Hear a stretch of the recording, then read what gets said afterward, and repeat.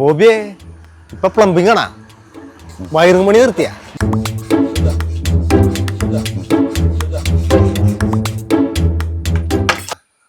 അതൊക്കെ നിർത്തിയില്ലേട്ടാ. അതാ കുരുവിജുവിൻ്റെ കൂടെ അല്ലേ പോയിക്കൊണ്ടിരുന്നേ. അത് ശരിയല്ല, അവൻ ചതിച്ചതാ. അതെന്ത് പറ്റി? അവൻ ഇലക്ട്രിക് പണിയാണെന്നും പറഞ്ഞ് വിളിച്ചു വരുത്തിട്ട് ഈ വീട് കംപ്ലീറ്റ് കുത്തിപ്പൊളിക്കല്. അവര് വീടാണ് കുത്തിപ്പൊളിച്ചത്. അതിന് നിനക്ക് പണി അറിയോ? അവനും അറിയാൻ പാടില്ല. അവൻ അഡ്ജസ്റ്റ്മെന്റിലാണ് പോയിക്കൊണ്ടിരുന്നതാണെന്നേ. പിന്നെ അവന് വേറെ പ്രശ്നമുണ്ട്. എന്താ? ഞായറാഴ്ചത്തെ ചെറിയ കമ്പനി കഴിഞ്ഞാൽ പിന്നെ നമ്മൾ തിങ്കളാഴ്ച പോകില്ലല്ലോ. തിങ്കളാഴ്ച നമ്മൾ പോയില്ലല്ലോ. പിന്നെ നമ്മൾ ചൊവ്വാഴ്ച ചെല്ലുമ്പോൾ ഇവൻ്റെ വരെ വീണാട്ടങ്ങളാ. ഇവൻ ചോദിക്കണത് പണി തീർത്താലേ അടുത്ത പണി കിട്ടുള്ളൂ എന്ന് ചോദിക്കണേ. നമുക്ക് അങ്ങനെ നിൽക്കേണ്ട കാര്യമില്ല. ആ പരിപാടി അവസാനിപ്പിച്ചോളൂ. എന്നാ നിന്റെ പണി നടക്കട്ടെ.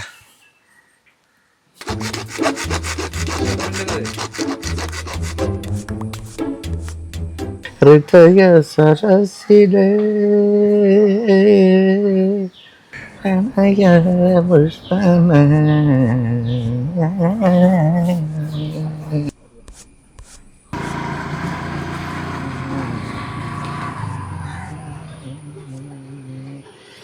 ബോബിയെ പ്ലംബിംഗ് പണി നിർത്തിയാവോ? ഇപ്പൊ പെയിന്റ് പണി ചെയ്യാ. അത് അന്ന് തന്നെ നിർത്തില്ലേ ചേട്ടനെ കണ്ടെന്ന്.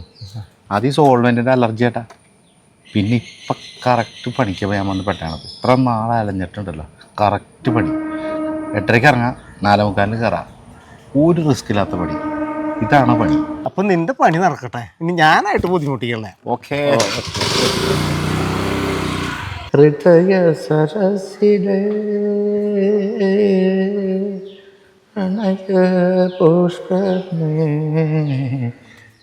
ചേട്ടാ 2 ഏക്കറിൻ്റെത് അത് നോക്കിയിട്ടൊന്ന് പറ. അത് 3 ലക്ഷം വെച്ചാൽ പറഞ്ഞ സെന്റിന്.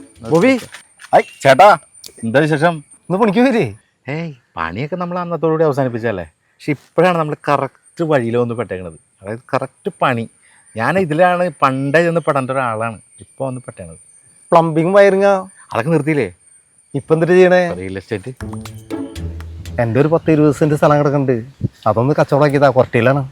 20 സെന്റ് എന്നൊക്കെ പറഞ്ഞാൽ വേറെ പാടാണ്. ഞാൻ ഈ പറഞ്ഞോട്ടെ ഈ 2 ഏക്കർ 3 ഏക്കറിൻ്റെ പരിപാടികൾ എടുക്കണുള്ളൂ. നോക്കാതായാലും ചേട്ടാ ഒരു പണി എന്തായാലും ഇങ്ങനെ എന്തെങ്കിലും കച്ചവടങ്ങൾ വരാണെങ്കിൽ ഒന്ന് പറ.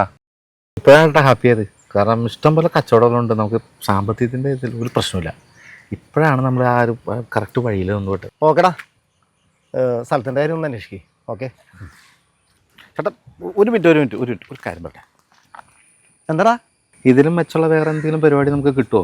കാരണം ഇതുകൊണ്ട് മുന്നോട്ട് പോകാൻ പറ്റുമെന്ന് നമുക്ക് തോന്നല്ല.